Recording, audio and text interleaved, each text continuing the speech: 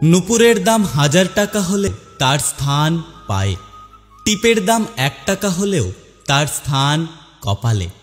ইতিহাস সাক্ষী আছে লবণে কখনো পোকা ধরেনি, কিন্তু মিষ্টিতে প্রতিদিনই ধরে, এমনকি পিঁপড়েরাও ছাড়ে না।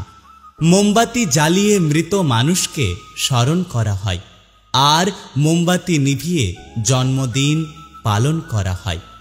মানুষ সোজা পথে চলতে চায় না, আর বাঁকা পথে সবার আগ্রহ বেশি। এই জন্য মদ বিক্রেতাকে কারোর কাছে যেতে হয় না, আর দুধ বিক্রেতা মানুষের দুয়ারে দুয়ারে ঘোরে।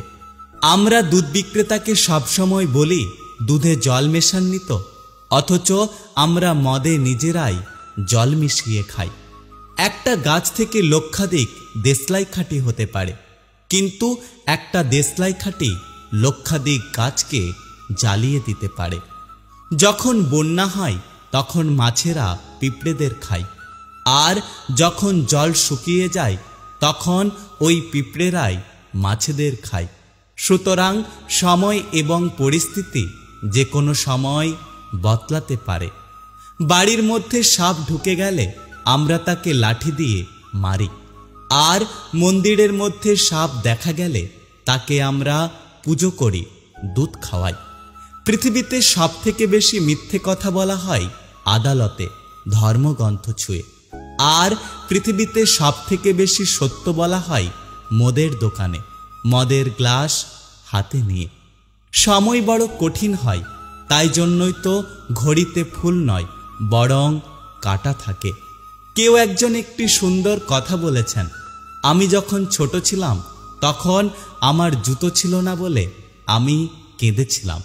তারপর একদিন দেখলাম এমন একটি ব্যক্তি যার পা নেই। তারপর আমি বুঝতে পারলাম যে পৃথিবীতে আমি কতটা ভাগ্যবান। আগে মানুষ সূর্য ডোবার পর খাওয়া দাওয়া করে ঘুমিয়ে পড়ত, আর এখন মানুষ সারা রাত্রি জেগে সূর্য ওঠার পর ঘুমাতে যায়। আজ পর্যন্ত মানুষকে এতটুকুই চিনলাম, জানোয়ার বললে রেগে যায়, অথচ বাঘের বাচ্চা বললে খুশি হয়। আপনারাই বিচার করে বলুন, বাঘ কি তাহলে পশু নয়? উপোস করলেই যদি ওপরবালাকে পাওয়া যেত, তাহলে এই পৃথিবীতে বহুদিন অনাহারে থাকা মানুষ সব থেকে বেশি ভাগ্যবান হতো। উপোস অন্যের নয়, চিন্তা ভাবনার করুন। মানুষকে মানুষ বলে ভাবার চেষ্টা করুন। মানুষের সাথে পশুর মতো ব্যবহার করবেন না। নিজের মধ্যে কখনো অহংকার আসতে দেবেন না। ওপরবালার উপরে ভরসা রাখুন। ওপরবালা যদি চান আজকে আপনার ভালো দিনটাকে কালকে একটি খারাপ দিনে পরিবর্তিত করতে পারে।